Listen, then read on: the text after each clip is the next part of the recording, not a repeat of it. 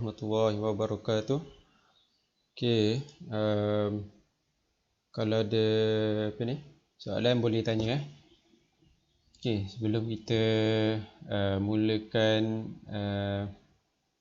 pengajian, kita akan baca doa. Bismillahirrahmanirrahim. Allahumma ftah alaina hikmataka wa anshur alaina min khazaini rahmatika ya arhamar rahimin. Rabbi shrah li sadri wa yassir li amri wahlul 'uqdatam min lisani yafqahu qawli. Wa sallallahu ala sayyidina Muhammad wa ala alihi wa sahbihi wasallam. Alhamdulillah rabbil alamin. Okey. Jadi kalau ada soalan boleh tanya ya. Kerana tak nampak lagi ada yang live, ada yang tengah tengok.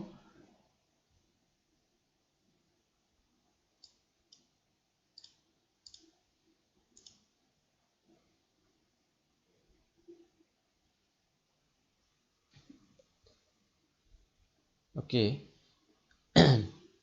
So hari ini kita akan belajar bab 7 untuk tingkatan 2 Ibnu Mas'ud. Okey, kalau ada soalan post je. Sorry Ana cakap berulang kali sebab Ana tengah setting sikit. Mungkin ada yang dengar, ada yang tak dengar. So kalau ada tu tanya je lah. Ana mungkin tak sempat nak tanya semua. Tapi itulah, kalau ada soalan tanya je, terus je. Mungkin akan scroll sekali-sekali dekat komen untuk tengok siapa yang ada soalan. Okey.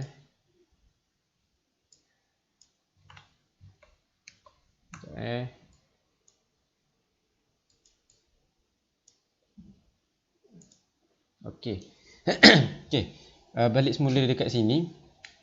Kesultanan Melayu Pahang, Perak, Terengganu dan Selangor. Okey, kalau ikutkan sebelum ni kita dah belajar mengenai sejarah Johor, sejarah Melaka. Lepas tu dan tahu kesinambungan, kegemilangan sistem dan sistem pemerintahan, perdagangan dan semualah. Dan akhirnya kita tahu faktor jatuhnya faktor jatuhnya Melaka dan juga Johor, kan? Dan banyakkannya dia banyak menceritakan jugalah. Dia ada faktor luaran dan faktor dalaman. Faktor luaran yang biasalah kita ada tahu. Kalau macam Johor dengan Melaka ni, dia faktor dia macam Melaka dia Portugis. Kalau yang kalau pancai Johor, dia ada serangan orang Bugis lah, kan? Dengan bersaudara dia, kan? Okey, cuma tadi Ana cuba recap je. So tengok skrin jangan buat benda lain Nak zoom sikit, kot ada yang tak nampak. Okey. Okey.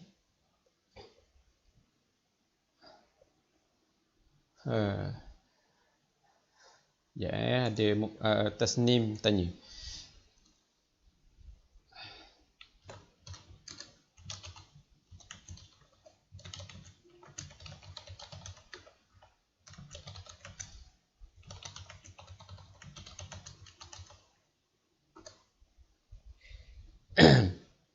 Okey. Pengasasan, kalau tengok title, tajuk, subtitle untuk bab 7 untuk tingkatan 2 sejarah ni, pengasasan kesultanan. Maknanya macam mana berlakunya daripada tak ada sultan jadi ada sultan, ada pemerintahan dekat Pahang, Perak, Terengganu dan Selangor. Okey, sebenarnya dia ada pairing kat sini. Pahang dengan Perak, Terengganu dan Selangor. Maksud Ana macam mana?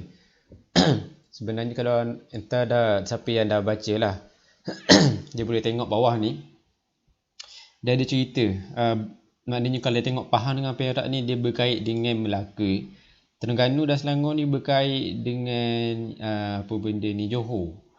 Johor Riau, tengok dia kata, tengok, Kesultanan Terengganu dan Selangor merupakan kesinambungan daripada Kesultanan Johor Riau.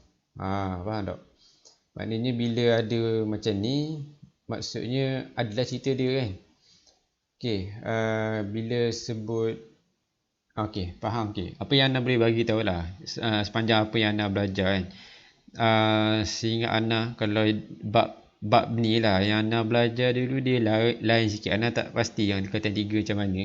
Tapi maksud anda kalau kesultanan apa semua ni dia macam sebelum masuk kesultanan dia akan terangkan dululah. Pahang ni macam mana dapat nama, Perak ni macam mana dapat nama, Terengganu ni macam mana dapat nama kan.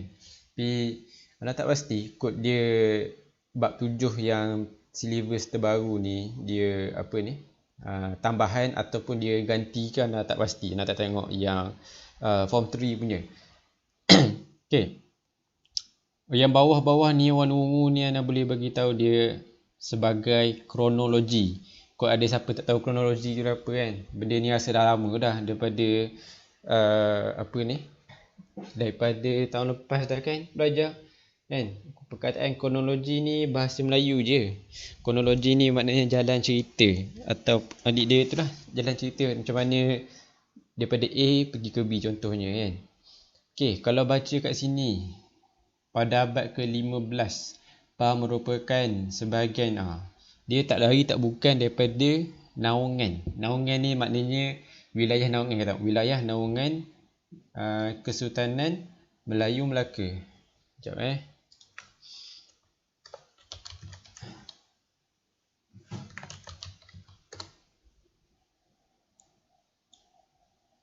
Okey, besar sikit nak cuma nak highlight je sebab macam mungkin ada yang tak apa nak nampak kan. Okey, bila sebut wilayah naungan maknanya Melaka ni kan satu kerajaan yang hebat dulu kan.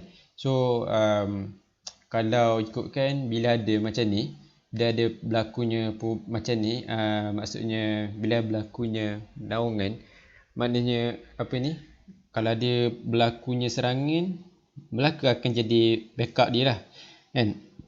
So maknanya bagus lah, maknanya dari segi kejahteraan tu, dari segi keselamatan tu lebih terjamin lah bila kita bergabung ke apa kan. Okay. Seri Bijadi Raja dilantik sebagai wakil untuk mentadbir Pahang. Sebelum tu bab 7 ni sebenarnya nak tengok pendek je, tak banyak sangat. Dia cuma cerita bab 4 ni dan dia punya adat istiadat dia dan sedikit dia punya culture dia lah, adat-adat dia lah. Lepas tu dah masuk pada bab 8. Okay, mana dia? Seri Bijadi Raja dilantik sebagai wakil untuk mentadbir Pahang. Semasa Melaka diperintah oleh Sultan Mansur Shah, baginda telah menghantar puteranya Raja Muhammad. Maknanya puteranya anak dia lah Sultan Mansur Shah ni punya anak dia Raja Muhammad untuk ditabarkan untuk dilantik sebagai Sultan Pahang. Raja Muhammad pergi Melaka, dari Melaka tu pergi Pahang dengan diiringi oleh bangsawan Melaka. Jadi orang bangsawan ni semua dapat pegang jawatan dekat Pahang ni. Mereka dilantik sebagai bendahara. Tengok, penghulu bendahari Temenggung, Hulu Balang. Oh sedap lah. Jadi escort raja tu dapat jawatan. Memang sambil menyelam minum air sedap lah. Mula kita tolong escort, lepas tu dapat tu jawatan. Memang sedap lah kan. Raja Muhammad mengasaskan Kesultanan Pahang pada tahun 1470 dengan gelaran Sultan Muhammad Shah. Okay. Sultan Muhammad Shah mendirikan pusat pemerintahan di Pekan berhampiran Kuala Sungai Pahang. Wilayah pemerintahan kerajaan Pahang meliputi dari Sedili Besar hingga Terengganu. Maknanya wilayah kuasa lah, kuasa Pahang ni, kuasa pemerintahan Sultan Mahmud Shah ni. Sultan Mahmud Shah dengan Raja Muhammad ni sama je lah, cumanya gelaran lah kan. Okay, Sultan Abdul Jamil Shah merupakan sultan ketiga yang memerintah Pahang. Tengok apa benda ni, mesti ada benda dia nak cerita ni. Sebab dia kata antara sultan yang paling masyhur, terkenal lah ni. Dia tak pilih yang kedua, yang kelima, dia ambil yang ketiga sebab dia yang paling terkenal. Apa yang menyebabkan dia hebat sangat sampai tahap masyhur ni? Okey, baginda mengekalkan hubungan yang harmoni dengan Kesultanan Melayu Melaka. Nampak? Maknanya dia tak naklah bala-bala dengan Melaka kan, gaduh dengan Melaka kan siapa nak jaga kita. Habis kita kena katok dengan orang, habis Pahang ni. Tengok. Tak ada sungai Lembing tengok. Habis barang-barang apa? Barang tu kau dia orang semua 100%. Ni mungkin lah agaknya ada lagi lah kan. Baginda juga berjaya mempertahankan Pahang semasa diserang oleh Siam bersama-sama bantuan daripada Kesultanan Melayu Melaka. Dapat selamat daripada Siam. Sultan Abdul Gaur Muhyiddin Shah, ni tahun dia lah, tahun dia pemerintahan, tidak meninggalkan waris kerana puteranya Raja Muja mangkat. Dia Tuhan tarik dia punya ni lah. Dia punya umur tak dipanggil apa? Tak panjang umur lah. Oleh itu Pahang diperintah oleh Kesultanan Johor Riau dari tahun 1614 hingga 1884. Nampak? Pahang diperintah oleh Johor pula lepas tu. Mula Melaka, maknanya bawa ke Johor. Orang Johor pula ambil. Ketika ini Pahang merupakan wilayah pegangan bendahara Johor. Maknanya backup lah. Patutnya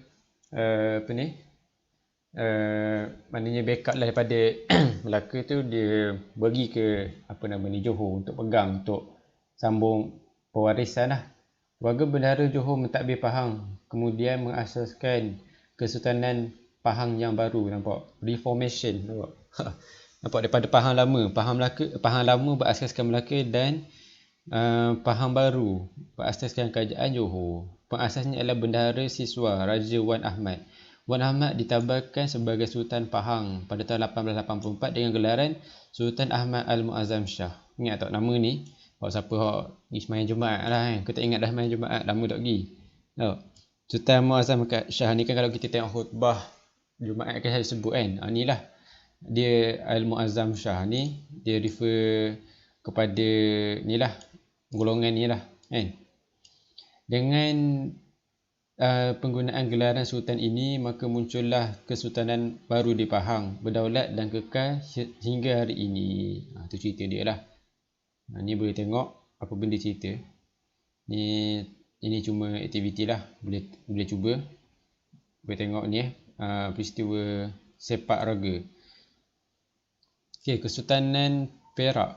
Kesultanan Perak diasaskan oleh keluarga diraja Kesultanan Melayu Melaka pada abad ke-16. Kerajaan ini lahir selepas Kesultanan Melayu Melaka yang berpusat di Melaka. Kalau ikut kronologi lah kan, dia bermula maknanya selepas serangan Portugis, maknanya lepas kena katok dengan Portugis lah kan, kena pukul, kena serang lah kan, istilah dalam buku kena serang, jangan guna katok pula. Tu anak saja guna bahasa itu. Guna serangan Portugis menyebabkan Sultan Mahmud Shah dan keluarganya meninggal Melaka dan akhirnya bersemayam di Kampar, Sumatera, duduk kat sini.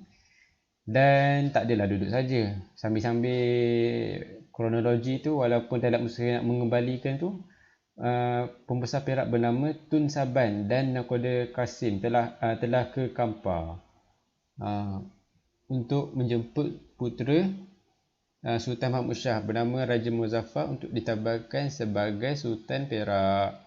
Nampak, orang Perak dia mari sini bawa balik. Tapi dia tak ada lah macam kita pergi bandar balik, kita tangan kosong pakai lawa-lawa tu balik gitu, tak ada. Dia ada alat kebesaran lah kan, alat kebesaran Curah Simanja kini. Nak tengok benda apa kan, tengok mana gambar dia. Curah Simanja kini. Inilah. Tanya 6 dapat pun tak apa nak pasti. Kalau sini bagi tahu pedang lah kan. Nak kata pedang samurai tak tahulah kan. Tak pernah tengok. Tapi inilah kalau ikut alat kebesaran kan. Kalau tengok dalam alat kebesaran diraja, kalau tengok dalam TV, memang dia pakai yang ni lah kan. Sebilah keris, cap mohon, nobat dan surat ciri. Baginda berangkat ke Perak bersama-sama anak isteri semua. Sekali lah pengirim dan menjemputnya ke Perak. Mengasaskan Kesultanan Perak pada 1528 dengan gelaran Sultan. Macam faham juga. Sultan Muzaffar Shah mendirikan pusat pemerintahan yang pertama di Tanah Abang di pesisir Sungai Perak. Keturunan Muzaffar mewarisi tahta sehingga hari ini. Tengok, yang ni jangan terlepas pandang ni. Kadang dalam exam memang disuka tanya. Kalimah ucapan berbentuk puisi yang surat ciri ni kalimah ucapan berbentuk puisi yang memuji. Ini paling penting. Puisi buat benda. Puisi nak lagu juga tak. Maknanya memuji kebesaran Raja-Raja Melayu. Asal-asal dalam bahasa Sanskrit. Bahasa Sanskrit ni asal-asal dia daripada kitab Hindu lah. Orang agama Hindu dia itulah bahasa dia, bahasa asal. Macam kita Quran bahasa benda bahasa Arab. Itulah.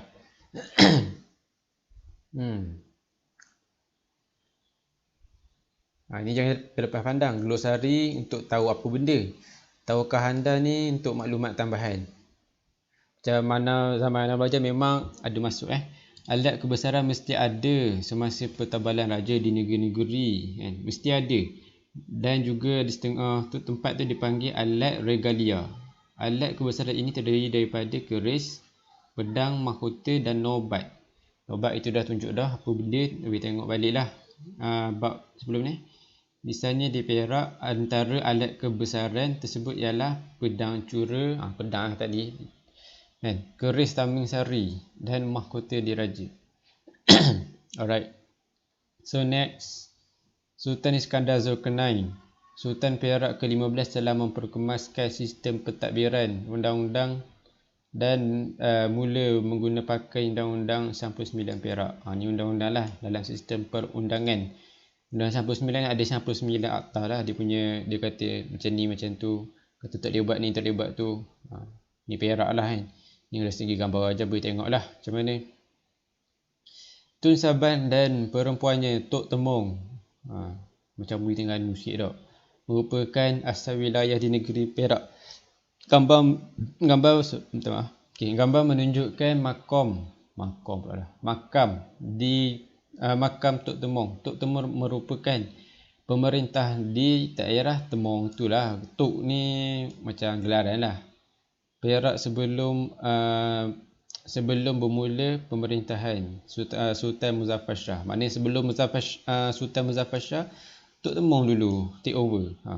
Sekarang lepas tu baru Sultan Muzaffar Shah take over. Pada hari pertabalan, Tok Temong menghadiahi baginda sebutir batu geliga dinamakan Mestika Embun. Inilah ni makam dia. Batu geliga tu inilah kan. Boleh tengoklah macam ni gambar dia dalam Google. Susu galuh pemerintahan. Ni boleh lah tengok sendiri, tak ada apa sangat yang betul penting. Kesultanan Terengganu. Kita dah pergi pada Pahang. Lepas tu Perak. Ni Terengganu pula. Ana macam biasa ana akan cubakan habiskan satu video, satu bab. Sebaiknya itulah apa ni? Bila ni kau tak faham, boleh tengok balik rakaman dekat YouTube dengan Facebook. Kesultanan Terengganu mempunyai kaitan rapat dengan Kesultanan Johor Riau. Ini diasaskan pada awal abad ke-18 oleh keluarga diraja daripada susu galuh Bendahara Johor Riau. Terengganu. Ni asal dia inilah datang dari Johor lah. Terengganu merupakan wilayah naungan negeri Johor. Sultan Abdul Jalil menganugerahkan Terengganu. Bagi pada tahun tu. Sultan Abdul Jalil ni yang kat Johor lah. Dia bagi bagi Terengganu ke anak Tun Habib Abdul Majid. Tun Habib Abdul Majid ni siapa? Bendahara Johor. Maknanya bagi ke anak Bendahara Johor yang ke-11, nama dia Tun Zainal Abidin. Maknanya agaknya lah kan. Kalau jumpa dia ni tanya, tak pandai cakap Terengganu lah. Sebabnya yalah, sebab dia mungkin bahasa daripada golongan Johor, mungkin lah dia tak tahu cakap Terengganu kan. Cakap mu aku tak anda. Dia kata saya awak. Dia kata beta patik je tu lah kot. Okay. Okay. Raja petani kan. Okay, dia ada berkait rapat juga dengan petani. Tun Zainal Abidin juga merupakan putera angkat Raja Petani yang digelar Nang Chiam, Raja Kuning. Dalam gelaran Nang Chiam tu, Raja Kuning. Raja Petani telah menyediakan kelengkapan untuk menabalkan Tun Zainal Abidin sebagai Sultan Terengganu. Okey, Tun Zainal Abidin berangkat Terengganu diiringi 80 orang keluarga petani. Termasuk beberapa orang tokoh agama seperti Qadi, Wan Imam Ahmad dan Cik Puang. Antara alat kebesaran turut dibawa termasuklah keris diraja, keris panjang, Nang Chiam. Tun Zainal Abidin mengasaskan Kesultanan Terengganu. Dia guna gelaran Sultan Zainal Abidin kan. Kalau siapa pernah pergi masjid kat Terengganu kan, tengah sembahyang Jumaat Terengganu, dia akan sebut Sultan Zainal Abidin. Kita sebutlah Sultan Muzaffar Shah, dia akan sebut Sultan Zainal Abidin lah kan. Sultan Zainal Abidin yang sekarang ni yang keberapa? Tengok nama dia asal apa. Tu Sultan Zainal Abidin ni nak gelaran lah. Sultan Zainal Abidin satu mendirikan pusat pemerintah yang pertama di Tanjung Baru, Kuala Berang. Anda pun tak pernah tengok lagi Tanjung Baru ni macam mana. Boleh dah kot nak pergi tengok. Maknanya ni kan dah habis PKP kan. Ni PKPP boleh merentah negeri. Boleh lah balik ni kita tengok kan. Pakat tengok lah, boleh kenal-kenal sikit lah. Wilayah Terengganu semasa diasaskan meliputi dari Kemaman hingga Besut. Keturunan Sultan Zainal Abidin satu mewarisi tahta Terengganu sehingga kini. Okay, nanti kita akan tengoklah macam mana sistem pewarisan keturunan. Dia tak adalah 100% anak beranak dia ada cara dia lain lah. Kena tengok lagi lah kan. Okay, tahukah anda petani merupakan Kesultanan Melayu yang wujud pada abad ke-16 ke-19. Kesultanan Petani telah diperintah oleh Raja Perempuan, Raja Biru Hijau, warna-warni. Raja Biru, Raja Hijau, Raja Ungu, Raja Kuning. Dan digalang mereka. Maknanya Nang Chiam ni satu gelaran yang ramai lah kan, kepada empat raja ni. Perempuan semua Yang kata Raja Biru ni lelaki, semua perempuan. Okay, inilah Sultan Zainal Abidin 3. Handsome tak? Handsome lah kan. So kalau belajar asas petani ni, dia memang kuat lah. Bab agama, orang ngaji dulu kalau bab agama memang hebat lah kan. Macam ada Tok Guru Ana punya Tok Guru dia, Baba Najmuddin Kerandang kan. Dia Kerandang ni duduknya dia dekat belah Thailand tu. Kerandang Terengganu. Tapi dia asal dia di nilah petani lah kan. Dia tak boleh balik ke dia ngaji kat Mekah, tapi dia tak boleh balik ke petani. Sebab orang kerajaan negara dia nak dia ni maknanya dalam keadaan itulah kena tangkap buat apa tu tak tahulah, tapi faham dah kalau kena tangkap ni biasa. Orang yang kuat agama ni boleh agaklah dia buat apa. Dan masa dia mengajar dekat Masjidil Haram kat Mekah pun ditampan notis, dia kata dilarang mengajar apa benda perkataan Arab tak ingat. Ada tu orang ada sebut, dan dia bagi tahu maknanya kalau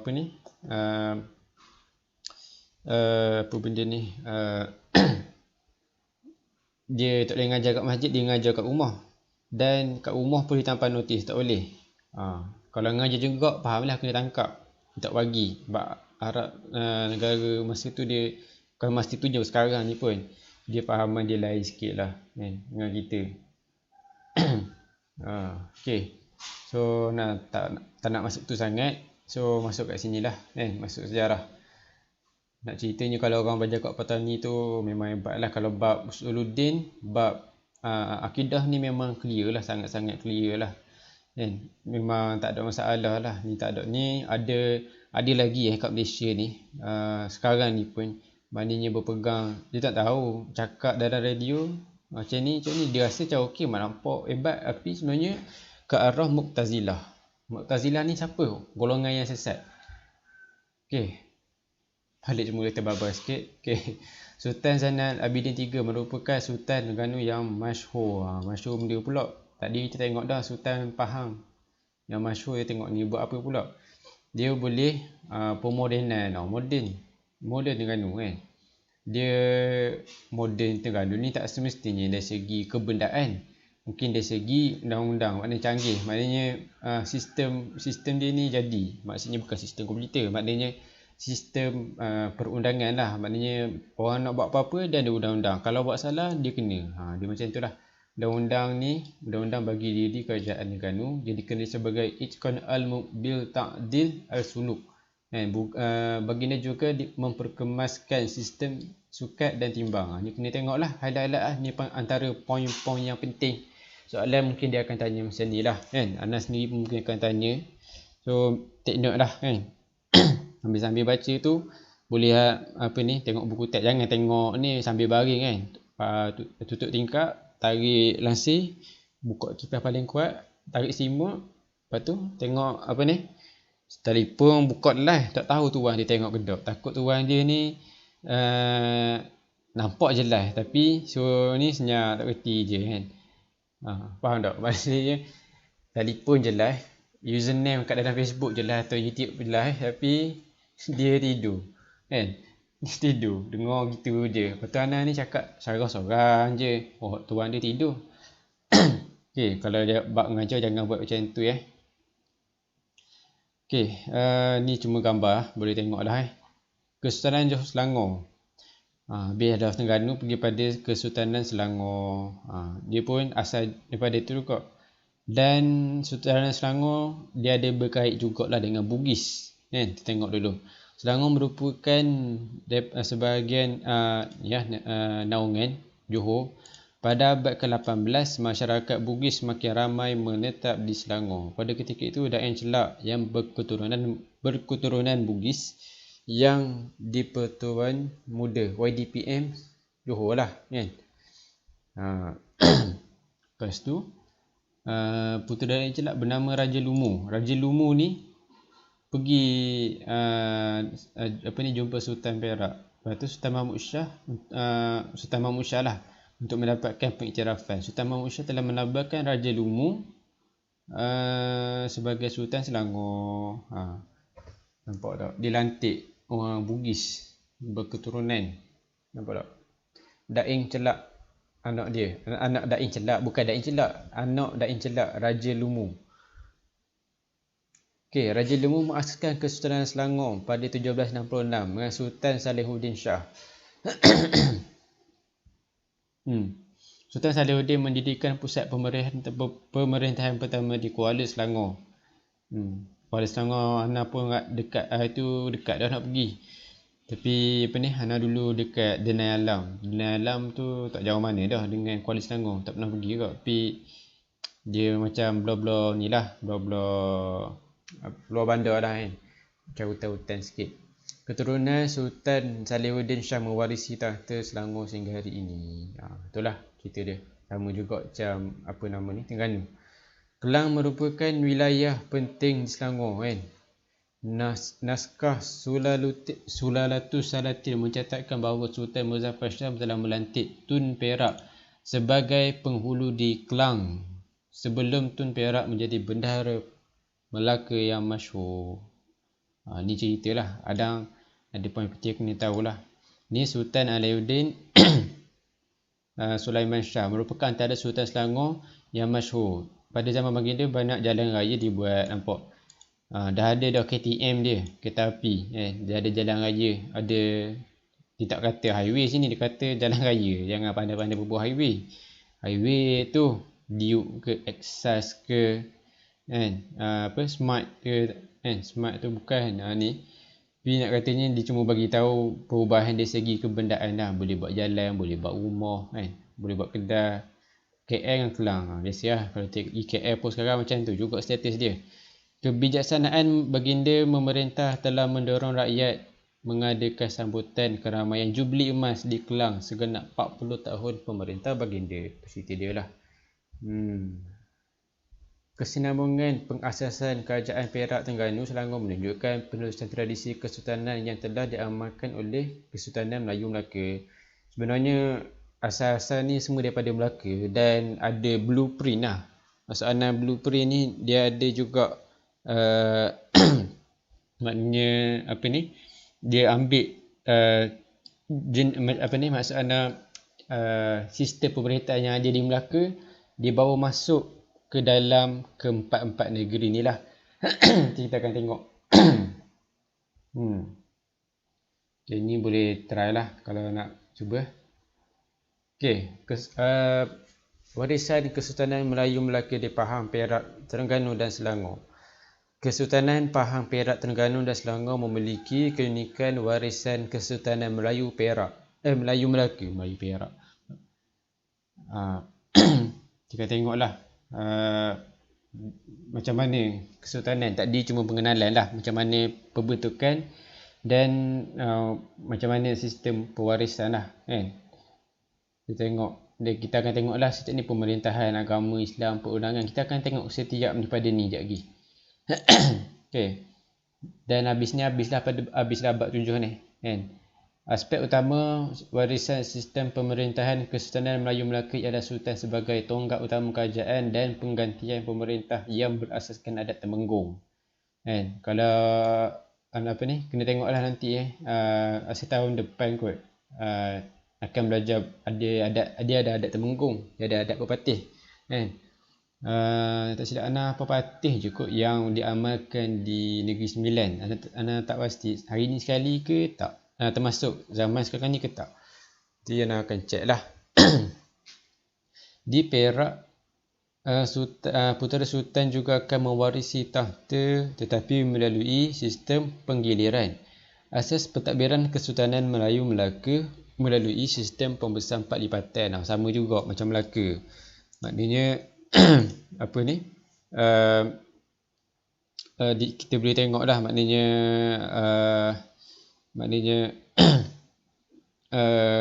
ni cakap tadi pembesar 4 libatannya asal daripada Melaka dan dibawa semula datang ke tempat keempat-empat ni negara macam Pahang kan. Kita tengok lah. Okay, Pahang, Kesultanan Pahang mengamalkan sistem pewarisan tahta waris ganti digelar Tengku Mahkota. Pelantikan Sultan juga atas persetujuan Jumaah Pengakuan Diraja Negeri. Okey, ni dia punya sistem 4 lipatan yang diamalkan di Pahang. Dan orang kaya ni, title orang kaya ni bukan orang datuk ni sangat, tak semestinya. Orang kaya ni gelaran lah kan. Orang kaya Indra Shah Bandar dia ada 4. Mana 4 ni kan kita ada pembesar 4 16 tu 64 kan. 4 16 tak silap lah. Macam tu kot hierarki dia.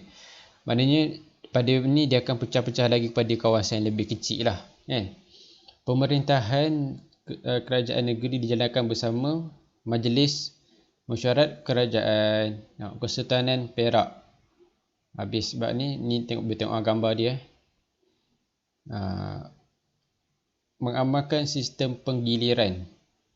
Okay, ada benda penting kat sini. Mana ni? Okay, di negeri Perak,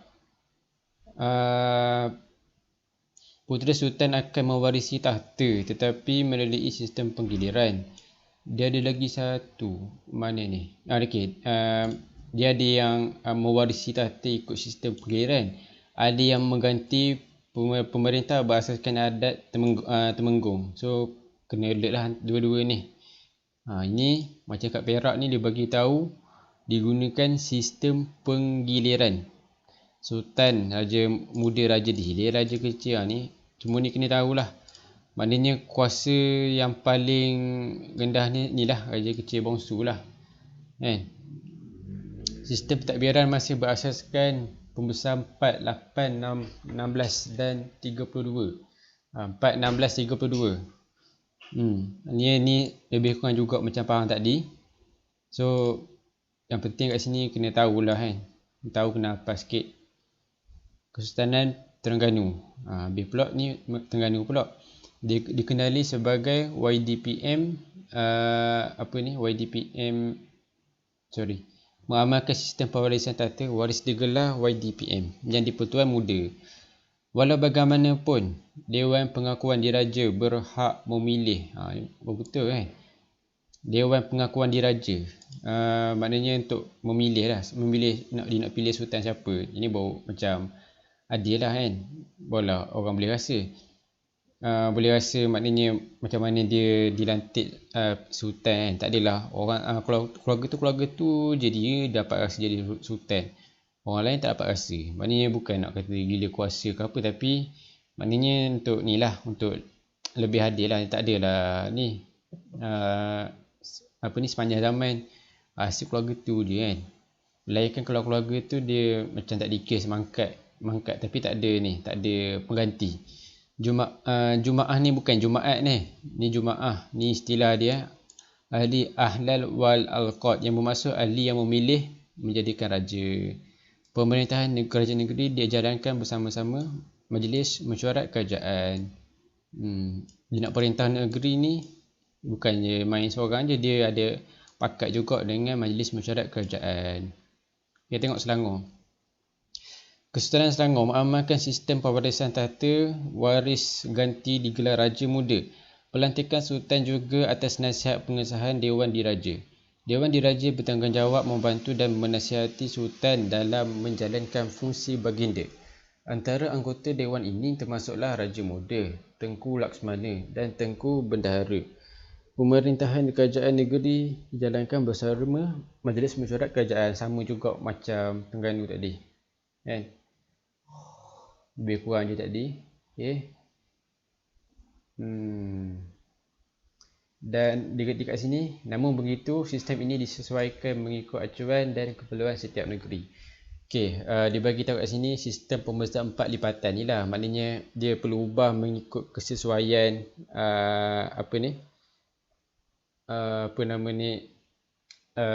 dia perlu ubah ikut kesesuaian negeri lah. Kalau besar mungkin boleh lagi ramai, kalau tak dia mungkin lagi kecil kan. Kalau tengok tadi, ini dia pecah macam ni. Ada yang 4 macam ni je kan? Macam ni ramai lagi. Kalau Terengganu dia tak ada. Dia tengoklah atas jenis. Okey, dah habis pasal bab macam mana sistem pewarisan tata. Tengok agama Islam pula. Ni okey, kita akan tengoklah ini yang antara poin-poin yang paling penting. Keutamaan agama Islam faham Perak ni, inilah sultan sebagai ketua agama setiap negeri. Ini fakta dia. Ini memang mana-mana pun inilah fakta dia. Sultan ketua agama.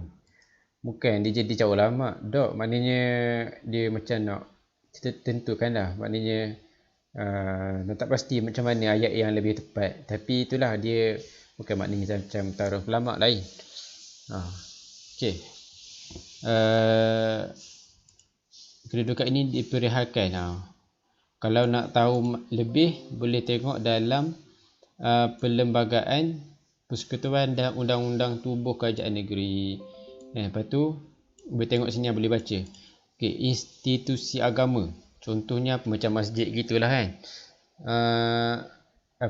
Berperanan penting di setiap negeri dan bidang kuasa mereka mestilah dihormati. Apa yang boleh dibuat lah. Misalnya peranan mufti, qadi, mahkamah syariah dan jabatan agama Islam. Institusi kesultanan mempunyai ikatan yang rapat dengan institusi agama. Tokoh-tokoh agama berperanan dalam pentadbiran istana dan negeri. Misalnya di negeri Selangor, mufti merupakan anggota Dewan Diraja. Maknanya ini mungkin dia nak maksudkan mufti kat Selangor ni dia sebagai ni lah, maknanya penasihat dah kan.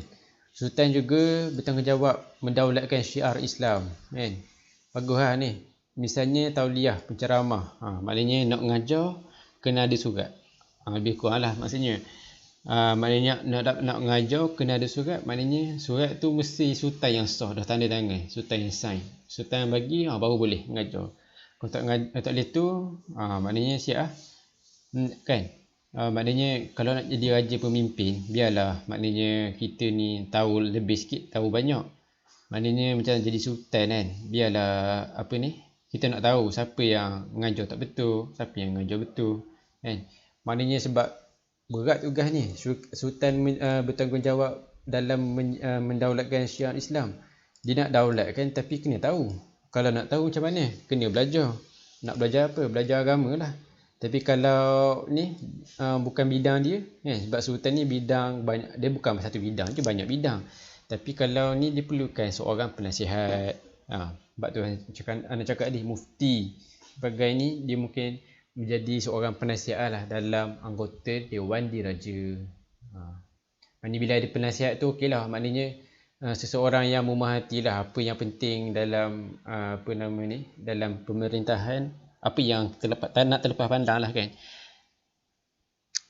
Agama Islam menjadi panduan membentuk masyarakat yang bersahsiat dan berakhlak mulia. Inilah dia punya nilai dalam agama Islam lah kan. Agama menjadi panduan. Perundangan, undang-undang lah, perkataan asal dia undang-undang. Ini hukum kanun faham kan. Kalau anda tak apa nak boleh baca ni, alhamdulillahirabbil alamin wal aqibatu lil muttaqin wassalatu wassalamu ala rasulih Muhammad wa ala alihi washabihi ajma'in. Wa ba'dal fiha risalah. Ni bahasa Arab ni anda tak pasti kan.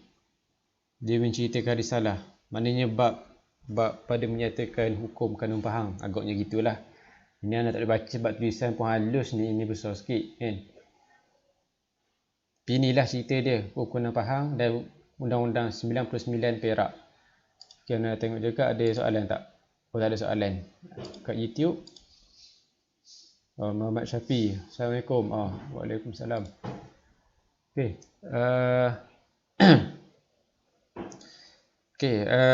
Undang-undang bertulis negeri Melayu seperti hukum kanun faham dan hukum 99 Perak.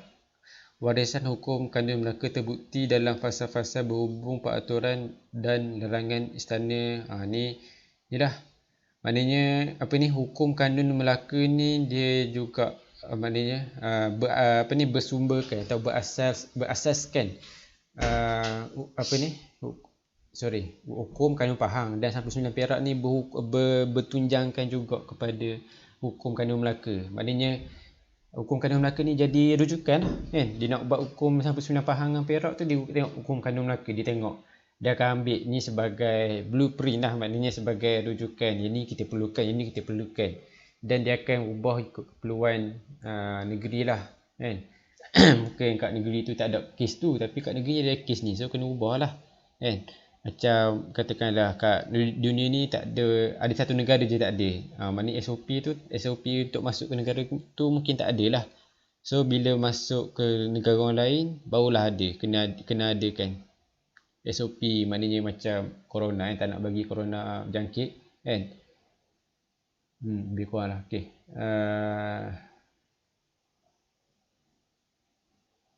Kat sini dia cuma nak bagi tahu kena patuhlah dah ada undang-undang ni kan. Untuk untuk kita ni taat kepada ni lah perintah kan, perintah negara kan, raja tak nak kita ni langgar gitu je. Okay, adat dan istiadat. Ni adat istiadat gitulah, barang-barang dia lah kan. Adat keputeraan ni bila ni boleh baca lah ni. Bila nak beranak kan, dia melengkangkan perut ibu nak bagi melahir. Lepas tu baik azan, ni wajib lah kan. Bercukur, berendoi, pakai mahaban, perkahwinan, merisik mina, ni boleh baca lah kan. Adat makam, pemakaman, tempoh kurang, ni boleh baca lah kan. Tak nak baca satu persatu, sebab kalau nak baca memang sekadar baca je. Anda akan cuba cari mana yang perlu anda baca, dan bila anda perlu baca tu maknanya anda perlu terangkan lah dia nak cerita apa. Adat istiadat diamalkan oleh Kesultanan Pahang, Perak, Terengganu dan Selangor merupakan warisan sesuai daripada Kesultanan Melayu Melaka. Keunikan adat ini menjadi lambang kedudukan yang istimewa golongan diraja dan institusi Kesultanan Melayu. Adat istiadat ini juga merupakan warisan yang bernilai dan wajib dipelihara. Dia nak cakap ni je. Maknanya dia nak cakap adat istiadat apa semua ni kita jagalah kan. Sebab tu lah sekarang ni kalau tengok kalau ada kes yang melibatkan campur tangan dia ni macam politik ni lah kita perlu jagalah, jangan sampai sampai Melayu pun habis kena melutut di negara sendiri. Masalah lah tu. Tak nak jadi macam tu, tak baca sejarah ke apa kan. Benda ni orang raja-raja dulu takkan nak ulang balik. Berapa tahun lagi? 100 tahun lagi, 300 tahun, 500 tahun lagi. Apa ni? Tempoh perkabungan. Ni tengoklah, dia tengok sendiri tempoh perkabungan persuratan. Ni boleh baca. Dia nak cerita persuratan ni, dia nak cerita adalah ni semua hikayat-hikayat ni. Kena tahulah hikayat Pahang untuk apa, misal Melayu untuk apa semua ni. Kena tengok apa dia, dan ada kesemua jenis karya ni apa tujuan dia. Tujuan dia untuk bagi tahu maknanya menunjukkan perkembangannya pengetahuan masyarakat kesedaran untuk memelihara Kesultanan Melayu kan. Maknanya kena pelihara satu, dan juga untuk kedudukan bahasa Melayu dan penggunaan tulisan Jawi. Ekonomi pula. Okey, yang ni nak rasa boleh bagi je. Kalau tu pun Ana akan baca juga, tapi nak rasa nak lepas ke ni lah. Antum suruh baca je dah.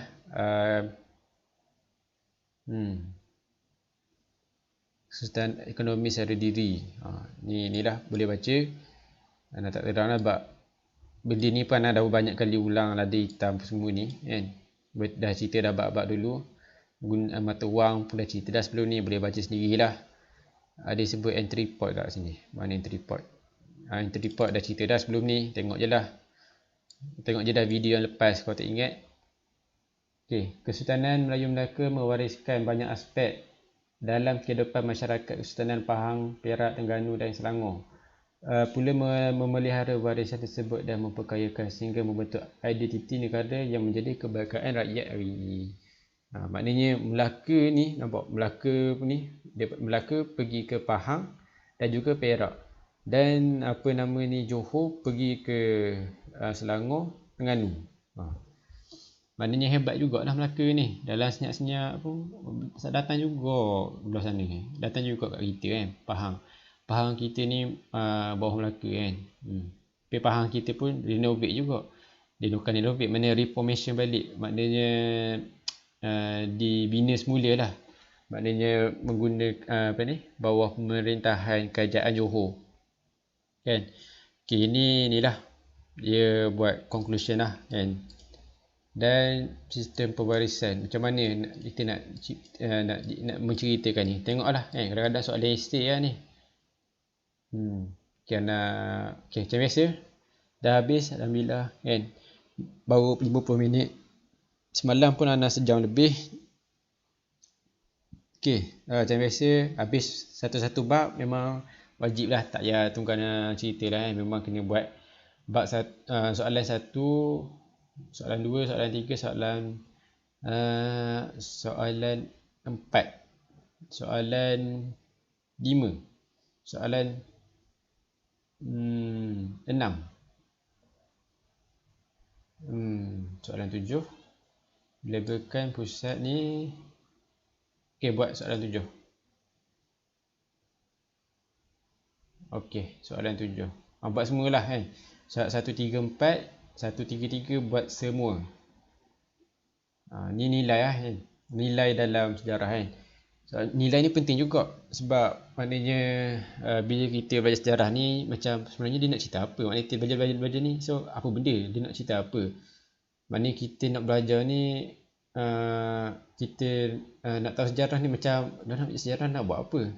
Maknanya dia cerita kan, cerita macam kita tengok cerita kartun lah, cerita movie ke apa kan. Maknanya apa dia nak cerita, macam ada orang dia suka tengok anime kan, dia suka tengok anime, dia tengok cerita tu, dia nak cerita apa kan. Dia nak cerita apa, inilah nilai. Ada orang dia kata friendship is valuable, maknanya berkawan tu satu nilai yang murni dan perlu kita jagalah. So benda ni sama macam dalam sejarah.